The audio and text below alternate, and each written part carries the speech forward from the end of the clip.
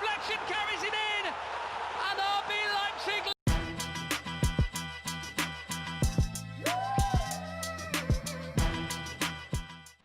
Hello and welcome to the channel. This is Sideline Hans and you are watching the breakdown. In this episode we are going to break down the reason for a 33-year-old German doing a censored version of Diego Simeone celebrations. So the game started with a very high tempo football from RB Leipzig. By the way, it's not Leipzig or Leipzig, it's Leipzig. Moving on. As expected from them, quick one-touch passing, swift and well-orchestrated movements were on display right from the kickoff, trying to pull Atletico out of their shape and attack those gaps in between the lines.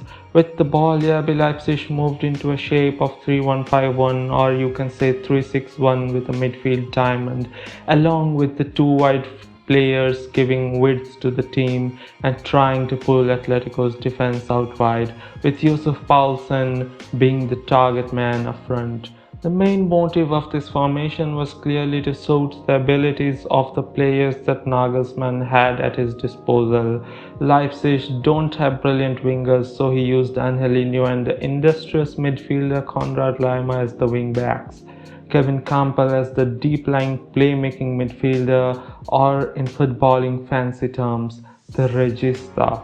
Sabitzer and Nkunku had to attack the half spaces and keep the ball moving on the wings, creating overload and crossing chances in the wide areas.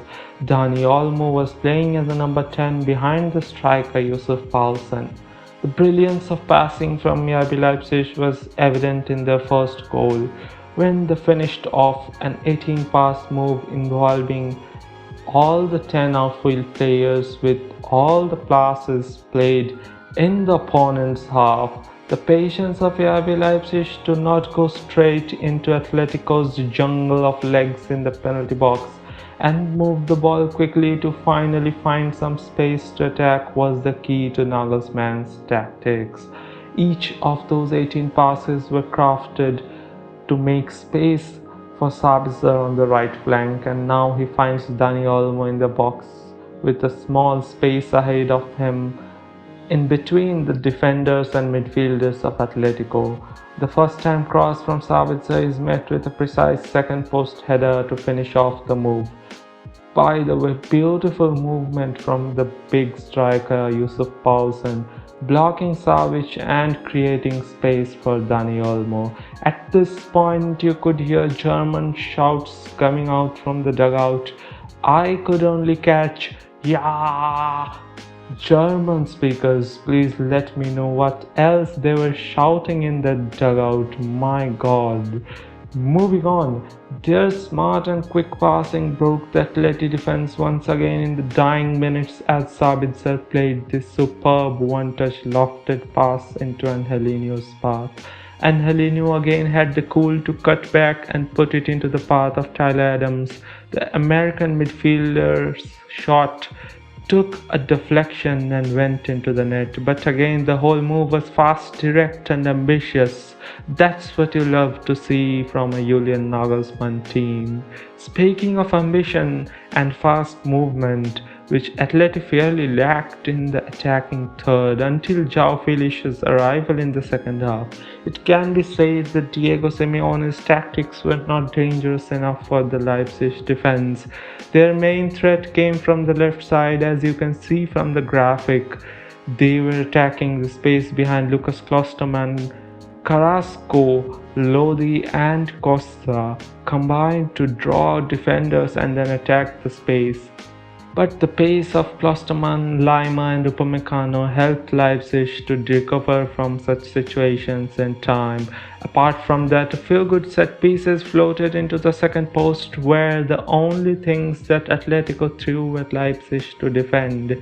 and Leipzig defended well. Whenever without the ball, Leipzig would fall back into a 4-2-3-1 shape with Angelino dropping into the left back slot and Konrad Laimer as the defensive midfielder. Here you can see the formation in defense helped them cope with Atletico attackers dropping into central zones. If Leipzig tried to defend the occasional Atletico attacks using their starting shape 3-3-3-1, you can see that the white spaces will stay unmarked, and as a result they will have to cope with two excellent crossers of the ball in Kieran Trippier and Renan Lodi. But when they drop into a 4-2-3-1 shape, you can see that the threat of overlapping fullbacks are taken care of by the fullbacks Klosterman and Angelino.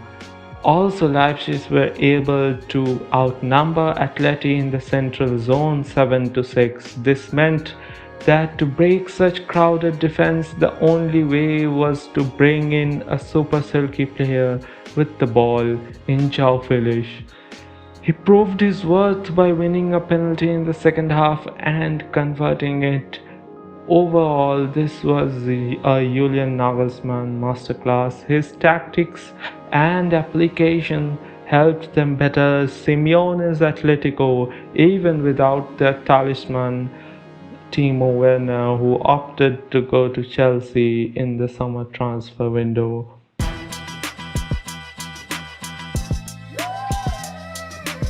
Our main man for this match is 21-year-old French defender Dayot Upamecano. He had the joint most touches, clearances, interceptions and tackles in the match. Not only that, he had most shots on the target and joint most take-ons completed in the match along with João Felix. Means that he had significant contributions with the ball too. At times it felt like Virgil van Dijk Pro version has been released. Only the future can tell how far Nagelsmann will go, but until that, don't forget to like, share, subscribe. Let me know in the comments about your thoughts of the match, and tschüss.